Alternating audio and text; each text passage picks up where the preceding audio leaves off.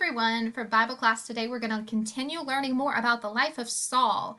Yesterday, we saw how Saul was saved, how he was walking on the road to Damascus and Jesus came to him, how he was blind for 3 days, and then Ananias came and helped him, and how he trusted in Christ as his Savior. And remember, as soon as his blindness was gone, he went to the synagogue, and in the synagogue, he started preaching the gospel. He started telling people about what had happened to him and about what Jesus had done. So we're going to see now today how things are going to turn around in his life, and how instead of being the one who's persecuting Christians, he's now going to be the one who's getting persecuted. Page 126, we see it says, Saul immediately had problems. He had become a Christian, but the Christians were afraid of him. Many of them thought he was tricking them and was still trying to kill them.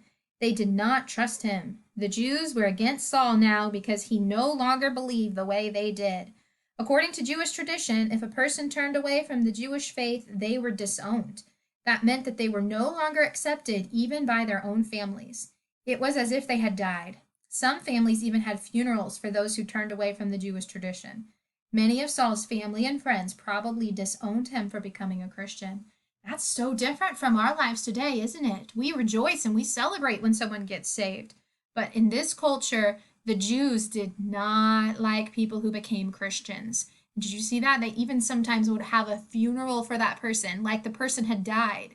So if you were a Jew who put your faith in Christ and became a Christian, you didn't only, lose out on something small, you lost out on something big. Oftentimes you would lose your family because they wouldn't want anything to do with you anymore because of your faith in Christ. So it took a major commitment in a person's life. Now, for our activities today, we're going to need to read Acts chapter 9 a little bit more to see how the persecution happened to Saul. So let me get ourselves scrolled down here that far. Okay, here we are.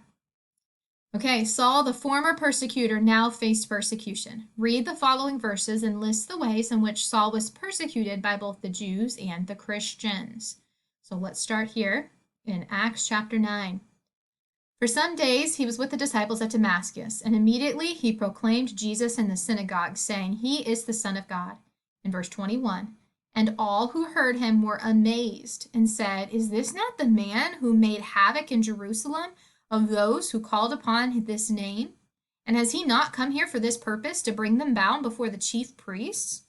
So people were very confused about what he was doing. So, who persecuted him? All who heard him, everyone who was listening. And what did they do, or how did they feel? They were astonished because they knew he had been a persecutor of Christians. Now, this isn't persecution like we expect. Right away, he isn't immediately mistreated, but he isn't trusted.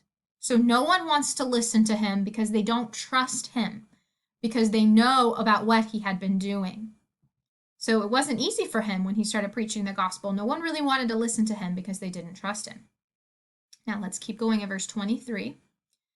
But Saul increased all the more in strength and confounded the Jews who lived in Damascus by proving that Jesus was the Christ.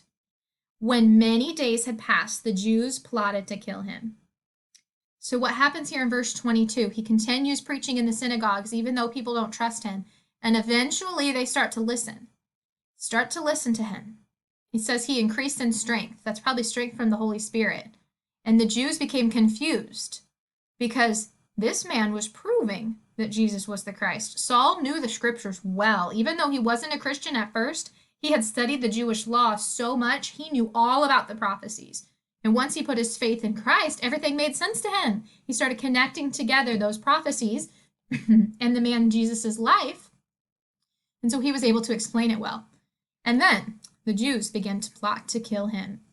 So verse 23. The Jews conspired to kill Saul. So verse 26. But their plot became known to Saul, and they were watching the gates day and night in order to kill him. But his disciples took him by night and let him down through an opening in the wall, lowering him in a basket. And when they had come to Jerusalem, he attempted to join the disciples, and they were all afraid of him, for they did not believe that he was a disciple. So the disciples in Damascus are the one who put him down through the wall at night and lowered him in the basket. Because Saul was not going to be able to get out the door of the city. Because remember, the cities are surrounded by walls, and you can only go out the gate. And the gate is protected. It's, there's always somebody watching the gate, gatekeepers. And so they were not going to just let Saul leave because the Jews had plotted to kill him. So the disciples, the Christians in Damascus, lowered him through a window in the wall, out the side, down in a basket at night so he could escape.